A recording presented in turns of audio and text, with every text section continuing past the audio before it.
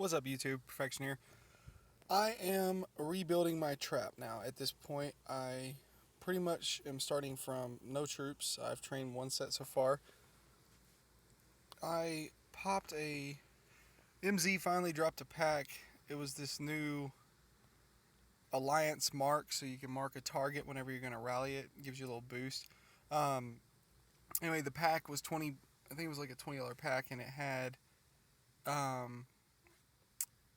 a 1,500% troop Q boost, and I'm in a kingdom that has the 500%, and it looks like they popped well,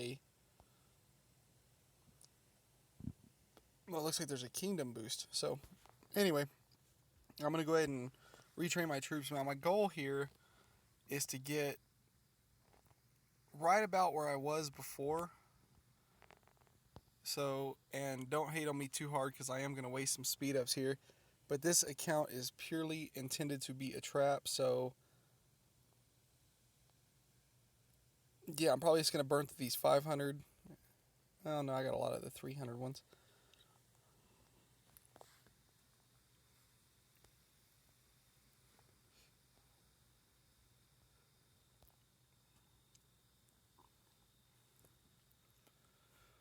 So anyway, my goal here is, I think, to be around 85 mil troops. So what that means, I need to have roughly 8 mil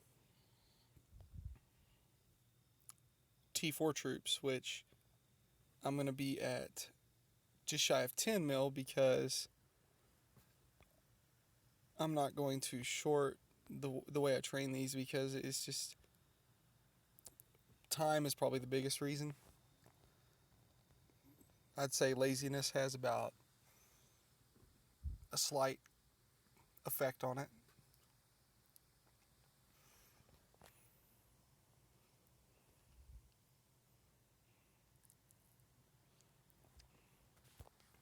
Getting a little bit of lag here, I guess. Anyway, it doesn't matter too much.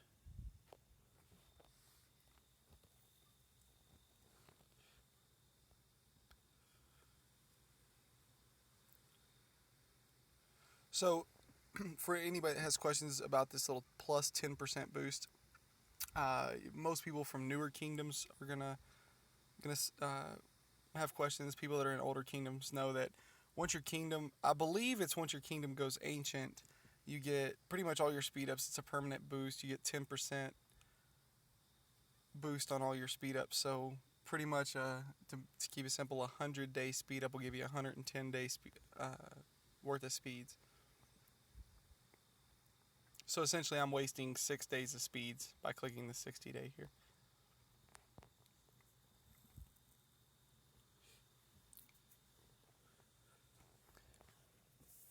But more or less, what I'm going to do is I'm going to train this 3.25 of each T4, and these are strategic, and then I'm going to pop over to regular troops, and I'm going to essentially probably train, I'd say, 25 million of each type of T2 regular troop, no siege, of course, and that will basically put me at a point where I'll be at right about between the 80 to 85 million troop mark. And I used to run about 60 to 70 million troops, but this new march size and these new cores are kind of a pain to deal with. So one thing I did get lucky on, though, is I had 2 Imperial Gold that were level 5 and 1 that was level 6. No, actually, no, they were all level 5. All the Imperial Gold was. I had a 20% chance to make a gold Imperial chest and Imperial Dragon chest, and it went. I don't know if I already clicked that or not. If it's just lag, we'll find out.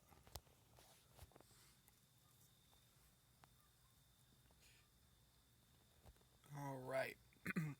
So I'm not gonna sit here and make you watch all this. I'll basically finish this up. But troop counts now. So I'll talk about that for a little bit. My my goal on troop counts, like I was saying before, is between 80 and 85 million. And in all honesty, that I haven't fully tested that yet. So this is really going to be a test to see how the 80, 85 mil troops pan out. My guess is I'm going to be sitting around 1.3 bill power. The T4s are trained, and I'm at 766 now. So yeah, those are the T2s are going to bump me up pretty high. I don't know how many 100-day speeds I have, but I'll rip through those first, and then I'll start. Actually, 90s and 100 days will be one click, so that'll kind of speed up this process. This lag's kind of killing me because I want to get this all done with this one boost, and that way I don't have to start over. But basically, when you get to, if you start taking, people are going to rally you if you're going to build a solo trap this size. People are going to rally you. The trick is, don't, and I'll really be able to demonstrate this during the KVK that's coming up this weekend, actually tomorrow. So don't take the rallies. If someone's cored, do not take a rally. My typical strategy is, and I hate to even say this on here, but people are going to get frustrated at you when you keep shielding when they rally. So basically what I like to do is, okay, so someone sets on you, you port a pretty good distance but not too far away. And if they launch in cores, you shield. You're going to have plenty of time to shield. And you keep watching that person. And then what you do is you port right back, or they're going to port to you, but you port right back and you scout them again. They're going to set on you or they're going to solo you. Chances are they're going to set on you again. And you're going to do the same thing. You're going to port away. You're going to watch their gear. And if they core, you shield. Now, one of two things is going to happen. Actually, one of three things. Either option A, they're going to get pissed off and solo you. You cap their hero, great, they bring their buddy, and he tries to rally you or solo you, and he's probably going to be wearing bigger cores. But if he rallies you, don't worry about holding on to that hero. Do the same exact thing. Now, option B is this person that's rallying you you're going to see if they switch to Hermes, that means they're going to be ready to launch in Hermes. They're going to launch that march in Hermes. Now, this is risky, okay? And if you can't afford a massive or pretty big troop loss from taking that rally, don't do this. Don't risk it unless you're just ready to. But if you can afford to retrain the troops, it's more of a learning experience. But it is so fun if you can execute this correctly, because what you do is if you saw that they switched to Hermes again, but they haven't equipped Hermes at all, they just did it this one time because they're frustrated and they're wanting to do a speed march on you. What you do is you click on a tile, not by them, but you click on a tile that you know nobody's going to be on. You click on that tile and it's going to pop up. You click teleport. Now, it's going to ask for the confirmation if you want to use gold or if you want to port, whatever it is.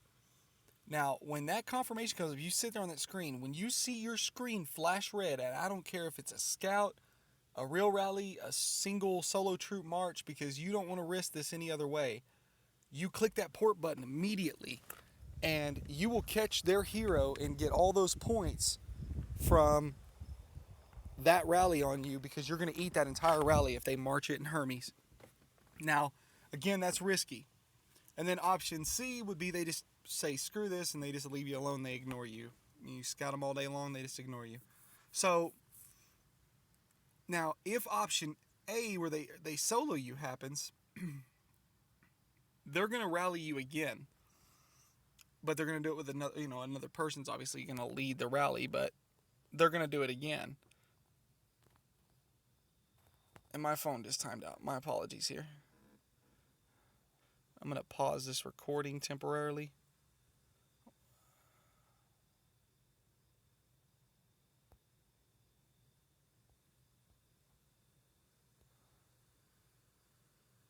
Actually, no, I'm not going to pause it because it's not going to let me.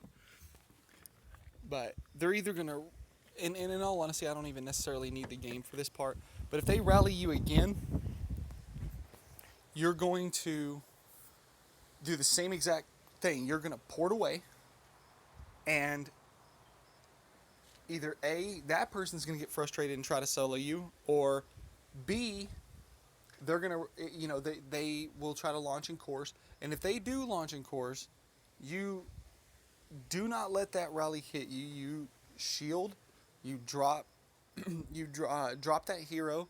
It's not a big deal if you give their hero back to them, whatever. You've already eaten the first rally and you've got all those points, and they're not going to rally you again, most likely. So you just keep harassing them if they do happen to rally you again, but they're not going to make the same mistake twice. The same person won't. And if they do, cool, you got more points. Now, if you do that, you keep porting long distance away, and okay, so if you've captured a hero from somebody and you are getting rallied by a second person, port to the opposite side of the map. And I mean like make sure the forest is between you and them, so they got to go through the forest, and their march time is like, an hour plus, essentially. And let them march. They're going to get bored and cancel, because what you're doing by doing that is, even if it doesn't hit you, yes, you're wasting your time, because it gets boring sitting there waiting for that march to hit you. You know that it's not going to hit you any faster than an hour or so. So you can honestly log out for 30 minutes or something like that and then come back in. But again, that's a risk you take, because if you happen to forget or can't get back in the game, you may get hit by that rally. And if that does happen, you're going to burn hard. So what that does, though, for your kingdom is, now that rally leader that's burning those cores, well, an hour into, let's say the march is an hour and a half or 2 hours, which it can be if they launch in cores, it can be longer than that.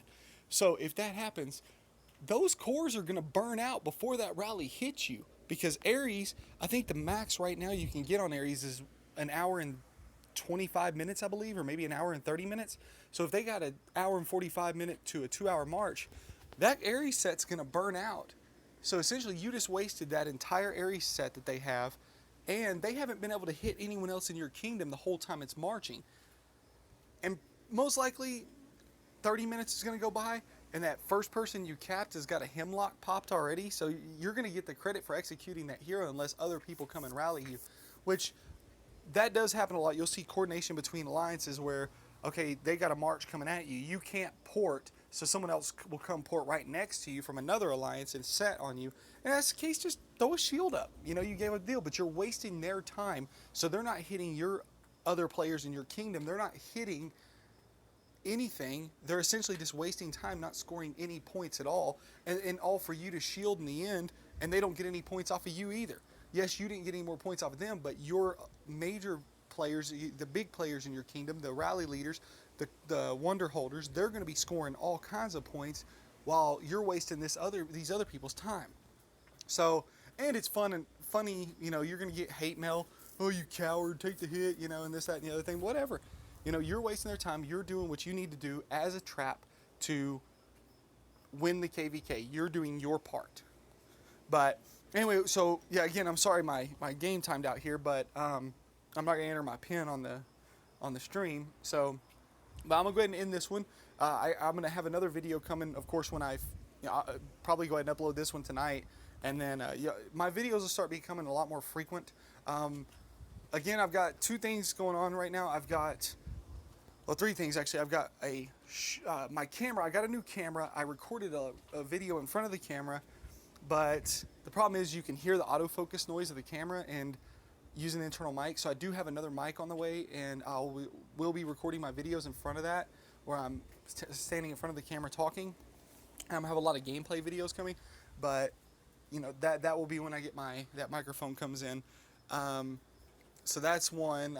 The second thing that I got going is I have a 24 by 30 foot metal building, like a shop at my house, and I'm building an office in there, a small office. I'm actually going to record that, and use it like how to, because I can do framing work and I can do that type of work. So I'm going to I'm going to build that and kind of record that and have, I'm going to do a little series on that. And it's not necessarily for Game of War, of course, but more for tutorial instructional type. And, it's so you can keep you guys updated on how it's going. It's just one of those things. But anyway, the office is going to be for doing audio, video, and audio recordings. It's going to be for doing my gaming. When I play on my computer, the whole office is going to be done with some pretty sick LED lighting, and I'm going to have multiple other things that I do in there, and it's just going to be fun, and I'll make it entertaining. I'll find ways to make it entertaining.